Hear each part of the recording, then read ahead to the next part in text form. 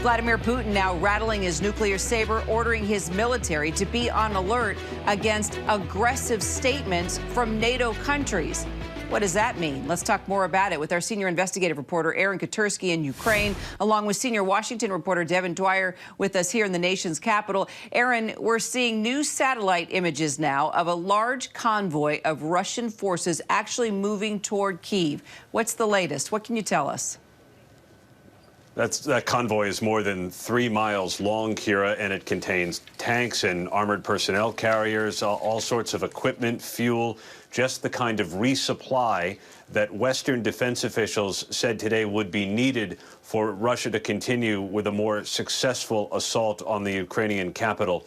The assault had been slowed, it's believed, by two things: the ferocity of the Ukrainian defenses, but also because of the logistics problems that the Russians seem to have suffered not only in Kyiv but also in Kharkiv, the second largest city in the east, where the Ukrainian military fought a street battle for control of the city.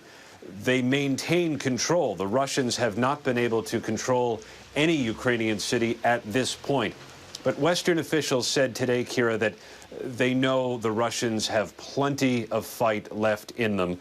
They've only deployed 2/3 of the available combat power they had, so that's another third that they can bring to bear here.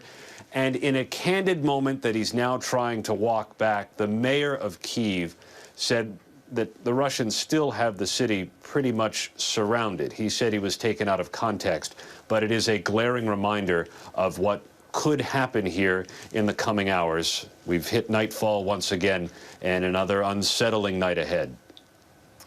Which we will follow, of course, Aaron, with you through the night. And Devin, the UN Security Council has now voted to convene a special session of the UN General Assembly to debate this invasion of Ukraine. What could come of that?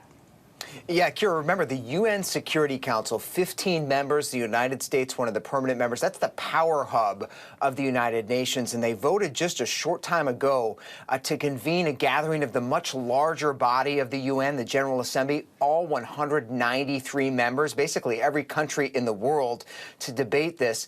This is an indication of the Biden administration trying to leverage the entire world against Russia to, isolate them completely in the global community.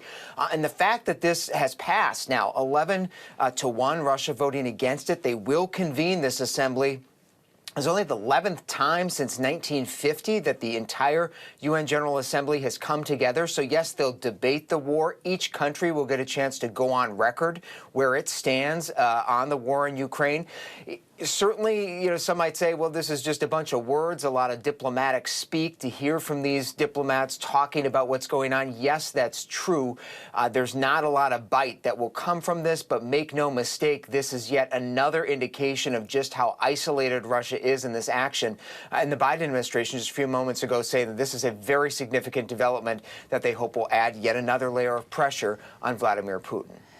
Well, and Aaron, Ukraine's president, Volodymyr Zelensky, gave a pretty pessimistic assessment of negotiations with Russia now. Tell us more of what he had to say today.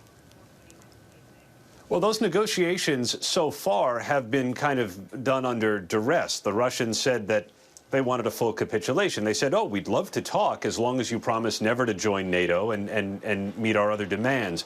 We're not sure whether the Russians have truly backpedaled from that.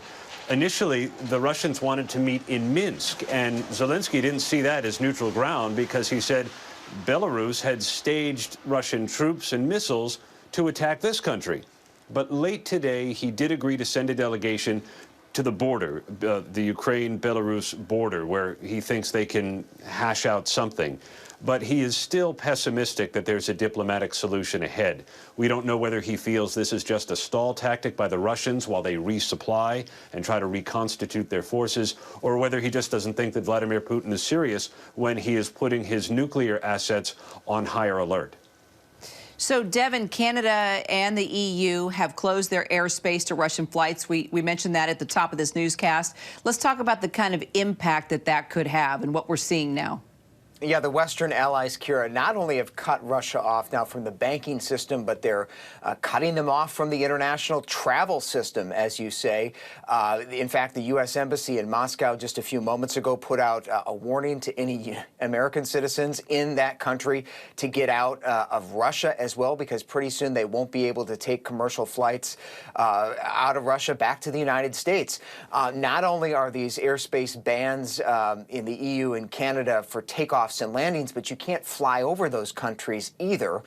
In fact, we've been tracking a flight on Russian Airlines, flight 124. It's a regularly scheduled Aeroflot service from Moscow to JFK. It appears, according to flight radar, that it has turned back mid-flight back to Moscow, presumably because they couldn't fly over European or Canadian airspace, which was closed as they were making their way to JFK. So significant disruption for those passengers and for other Russians, and yet another sign, as we've been saying, of just how this administration is trying to isolate Russia, although I should say, Kira, that the FAA says there has, as of now, been no change to U.S. airspace when it comes to Russian planes. All right, we'll track it. Devin Dwyer, Aaron Katursky, thank you so much. Hi, everyone. George Stephanopoulos here. Thanks for checking out the ABC News YouTube channel. If you'd like to get more videos, show highlights, and watch live event coverage, click on the right over here to subscribe to our channel. And don't forget to download the ABC News app for breaking news alerts. Thanks for watching.